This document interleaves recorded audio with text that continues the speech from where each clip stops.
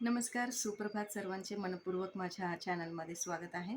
तर आज मी तुम्हाला वज्रासनामध्ये आणि बैठक स्थितीमध्ये शशांकासन कसं करायचं हे दाखवणार आहे. तर बैठक स्थितीतील आसनं आता चाललेली आहेत. तर शशांकासन मी तुम्हाला योगमुद्रा दाखवलेली आहे आणि त्याचबरोबर पद्मासन कसं घालायचं, ज्ञानमुद्रेमध्ये कसं बसायचं हे याच्या आधीच्या व्हिडिओमध्ये पाहिलेलं आहे. तुम्ही पहा, आवर्जून पहा, करण्याचा प्रयत्न करा आणि नक्की करा. तर आज आपल्याला शशांकासन शिकायचं आहे, जे पद्मासनामध्ये आणि वज्रासन या दोन्ही आसनामध्ये करता येतं. याचे भरपूर फायदे आहेत. शशांकासन म्हणजे काय? शशांक म्हणजे काय? ससा. ससा जसा दबून बसतो, त्याचं शरीर तुम्ही पाहिलं असेल. जसा दबून बसतो, शरीर आखडून, त्या पद्धतीची आपल्या शरीराची स्थिती होते आणि म्हणून या आसनाला शशांकासन असं म्हटलेलं आहे. आणि शशांकासनाचे भरपूर फायदे आहेत. पाठीचा कणा भरपूर ताणला जातो, कारण आपण पुढे वाकले जातो आणि त्याचबरोबर पोट खाली दाबल्यामुळे पोटावर भरपूर दाब येतो. त्याचबरोबर आपली जी मानसिकता आहे, आपल्या मेंदूवर त्याचा अतिशय चांगल्या पद्धतीचा परिणाम होतो. तर स्ट्रेसलेस अशी लाईफ आपल्याला जगता येते शशांकासन जर आपण नियमितपणे केलं तर.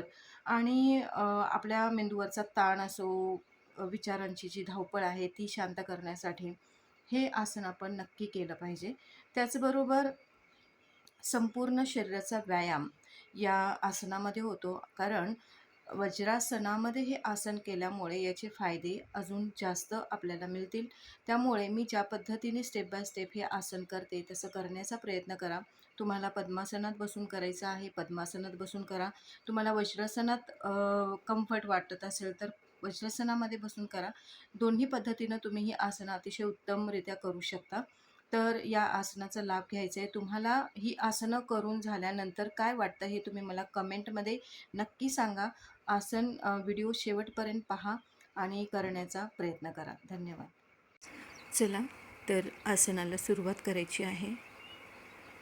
तर पहिल्यांदा पद्मासनात बसून घ्यायचं आहे. ज्या पद्धतीनं मी तुम्हाला सांगितलेलं आहे पद्मासन कसं घालायचं आहे, तर तुम्ही पाहू शकता. या पद्धतीनं तुम्हाला पद्मासनामध्ये बसायचं आहे. पाठीचा कणा ताठ. आधी श्वास संथ गतीने चालू द्यायचा. आपलं शरीर, मन, श्वास शांत करणं अतिशय गरजेचं आहे. ते आधी करून घ्यायचं आहे. त्यानंतर आसनाला सुरुवात करायची आहे. बघा, दोन्ही हात दोन्ही बाजूला. 1, 2ला खांद्याच्या सरळ रेषेत, 2, 3 तळवे आकाशाच्या दिशेने, 4 नमस्कार स्थितीत डोक्याच्या वर हात.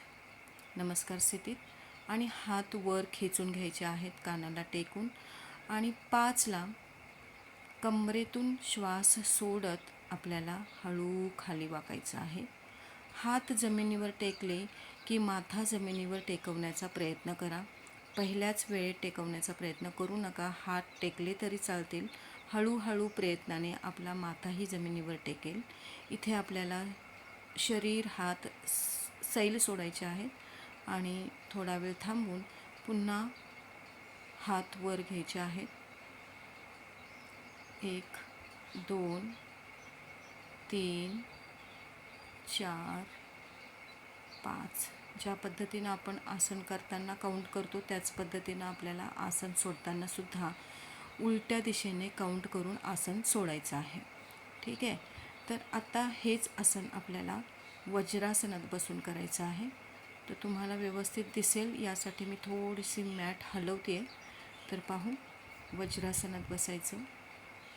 तर तुम्ही पाहू शकता वज्रासन, जे आपण जेवण झाल्यानंतर पचनासाठी जे आसन करतो ते वज्रासन. तर तुम्ही पाहू शकता या पद्धतीनं आपल्याला वज्रासनात बसायचं आहे. व्यवस्थित बसून घ्यायचे. श्वास संथ गतीने चालू द्यायचा. चला, तर आसनाला सुरुवात करायची आहे. 1, 2 खांद्याच्या सरळ रेषेत, 3 तळवे आकाशाच्या दिशेने, 4 नमस्कार स्थिती डोक्याच्या वर. हात कानाला जोडून वर खेचून घ्यायचे आहेत. पाठीचा कणा ताठ आणि हळू श्वास सोडत कंबरेतून आपल्याला खाली वाकायचं आहे. माथा खाली टेकवायचा आणि हातही खाली टेकवायचे. खाली टेकल्यानंतर आपले हात आणि शरीर शिथिल सोडायचं आहे. श्वास संथ गतीने चालू ठेवायचा आहे. कमरेतून वाकायचे. कमरेला ताण येतो, पोटावर दाब येतो. त्याचबरोबर आपली मानसिकताही शांत होण्यास मदत होते. मन शांत, डोकं शांत. यानंतर आसन सोडायचं आहे, हळू वर उठायचं आहे. 1 2 शोल्डर लेवल हात, 3 तळवे जमिनीच्या दिशेने, 4 खाली, 5 गुडघ्यावर. अशा पद्धतीनं वज्रासन आणि परमेश्वराचे आभार मानायचे आहेत आणि आसन सोडायचं आहे आपल्याला. चला तर तुम्ही करून पहा. धन्यवाद.